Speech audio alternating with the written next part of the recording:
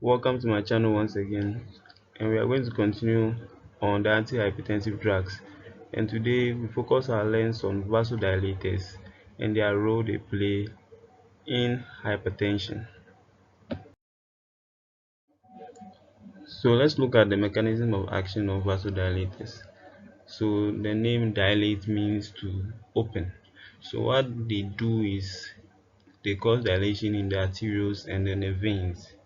And what this does or lead to is to increase the blood supply as well as oxygen to the heart while reducing the heart's workload. That's the preload and the afterload. So these vessels are opened and allowing enough oxygenation to the heart as well, and then reducing the heart's workload of pumping under pressure against resistance in order to supply other tissues. Also, the pharmacological effects include a decrease in blood pressure, which is our target, and then direct relaxation of the blood vessels, which is the name of the drug itself, vasodilator. Blood vessels are relaxed, open, and decreasing resistance, and allowing time for the heart to actually pump blood, not under pressure, but at its own perfect rate, while supplying tissues as well.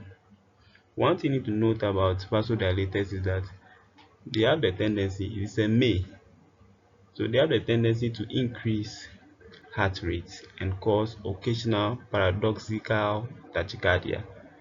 At this point in time, vasodilation will actually lead to decreased heart rate, but sometimes instead of expecting the positivity aspect of it, the paradoxical actually means the opposite of what you are expecting at this point in time.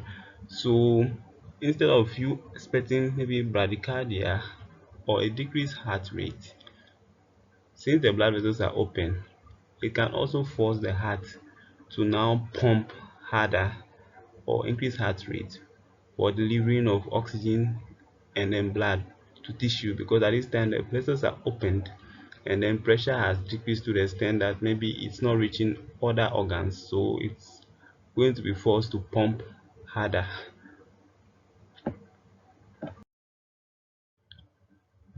Let's look at the side effect of vasodilators. This is a general side effect. So we have the paradoxical tachycardia, which we explained earlier. So it's just an increase in heart rate as a result of a decrease in blood pressure.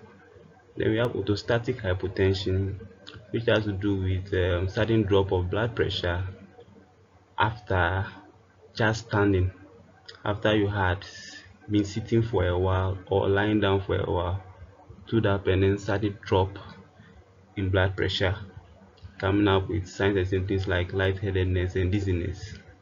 We have headache as well as palpitations. Let's look at the uses of vasodilators. Aside hypertension, we can use it for angina.